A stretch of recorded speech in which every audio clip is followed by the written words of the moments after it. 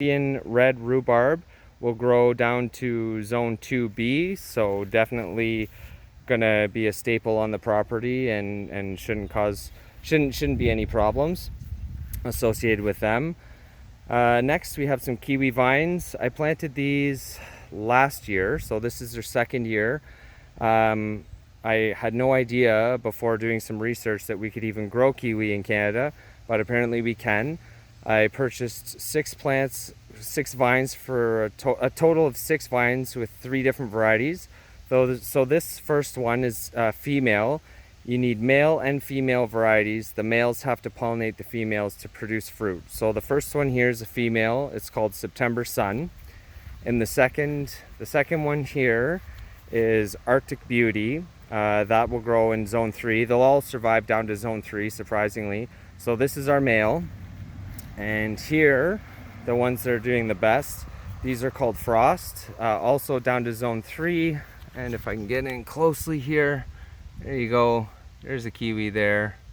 This one's not doing as well as the other one, but there's definitely some fruit on here. And for sakes of keeping this video short, I'm not going to search through that to show you, but the other one I'll show you quickly has a bunch. Okay, in the back of the vegetable garden against the tree line this year, I have planted 3 chestnut trees. They're a Chinese American hybrid and they're good to zone 4. They will grow very tall, and I will prune the branches so that they still get as much sun as possible. They're in full sun, but so that they're not overshadowing the vegetable garden behind me. This is the second one here. It had a maple growing over top of it that I've trimmed back as it was getting some midday shade. It would be in shade now, so it's a little further behind, but still doing well. And here's the third one. So these are supposed to be blight resistant.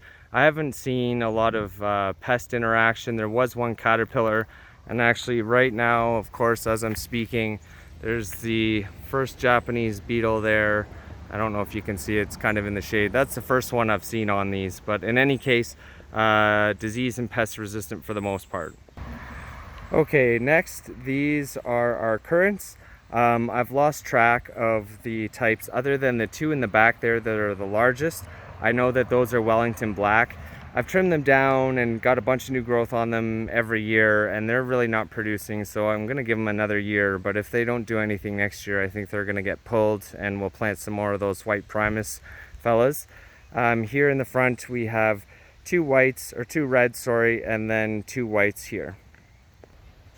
Just to wrap up the currants there previously, they're all good down to zone 3 or so.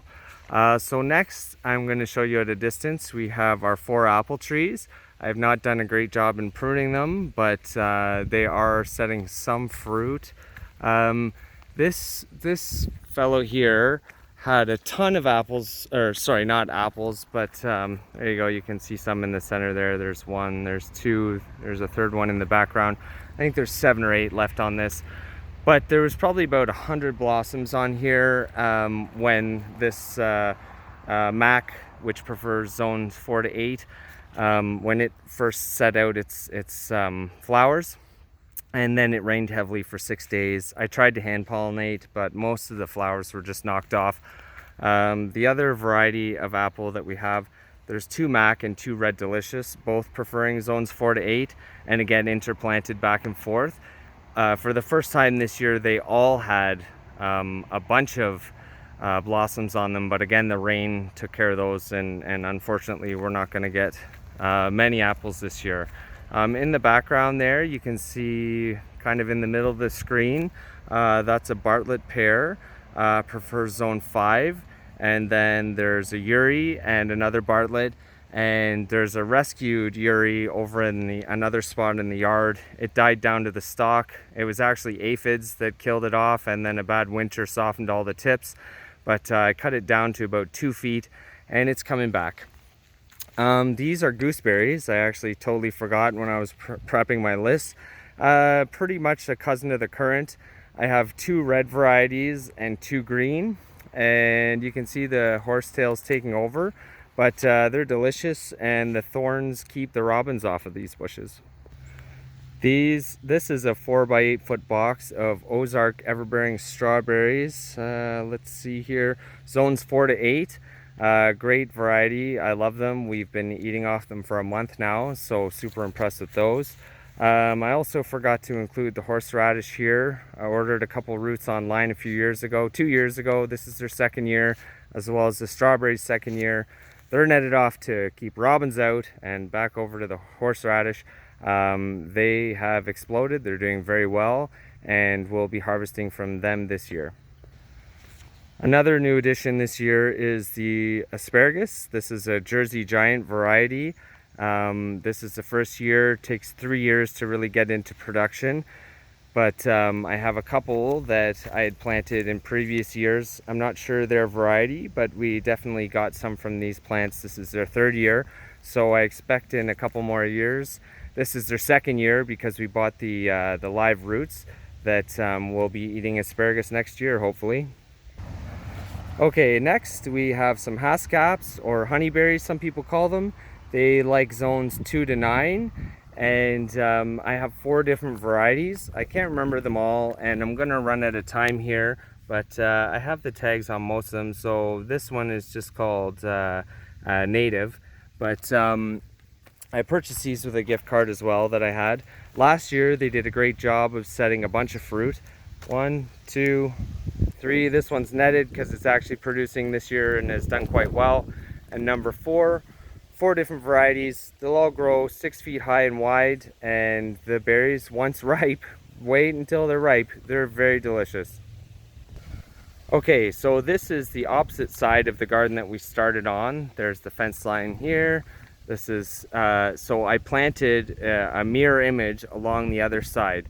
So everything that I mentioned before is mirrored here again. So this is the frost, and you can see that the fruit set is very good for a second year plant. I mean, there's some down in here. I'm not sure if you could make them out, but they're everywhere.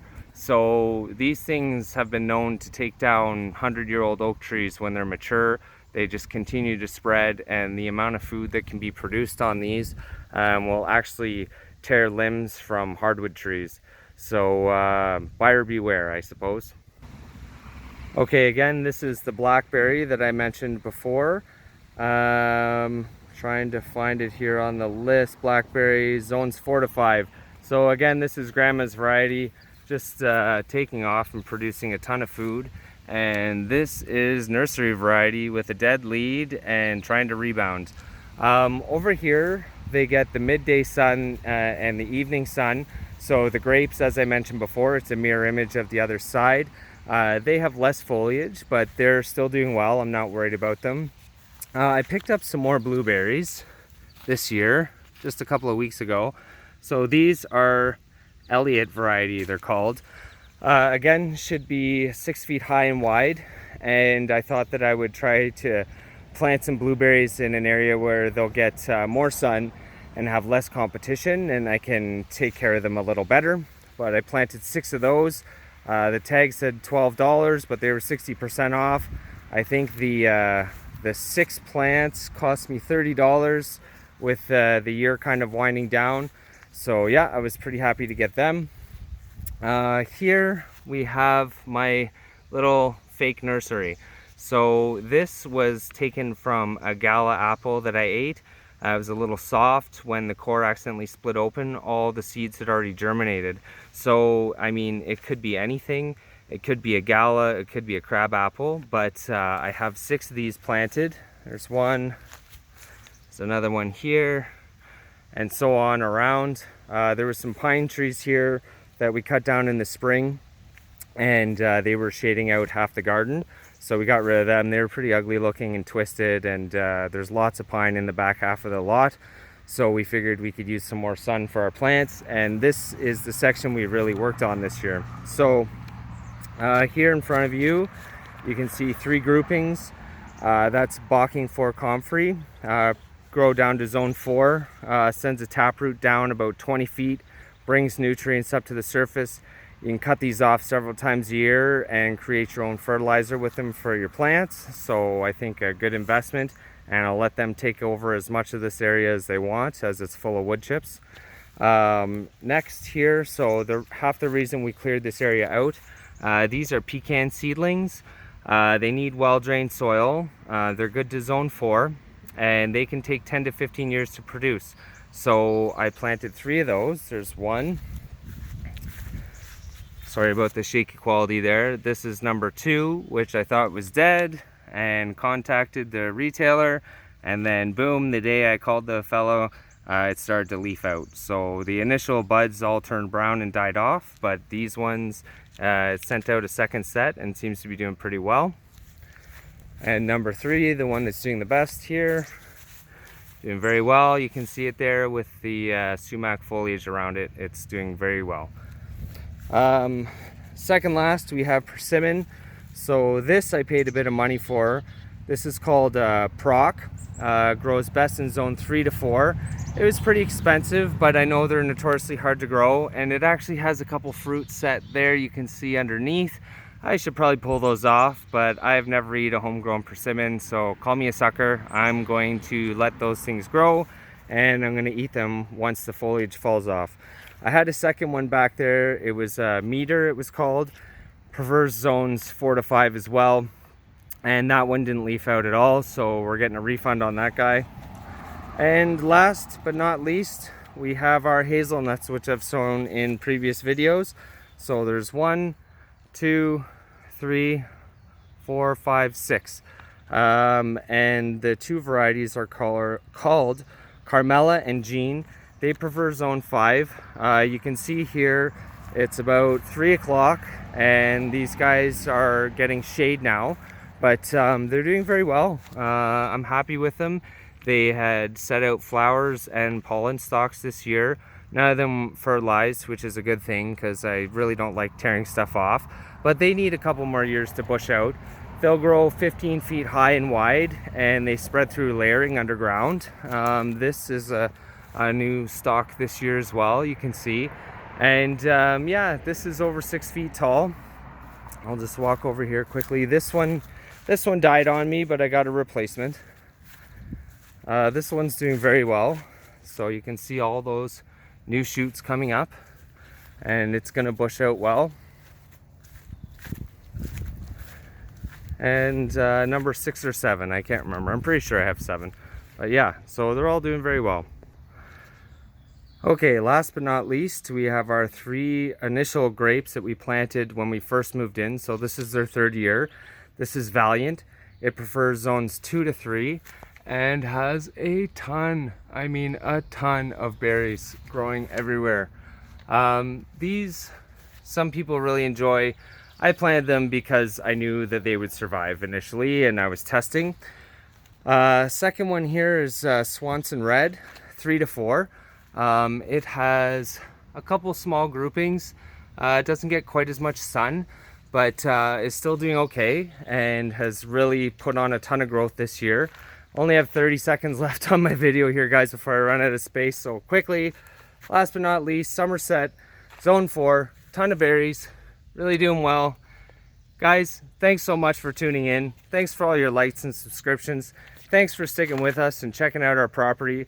Hopefully this has given you guys some help. All you folks out there that are interested in this stuff, keep going, keep plowing ahead, keep planting. Take care, everybody.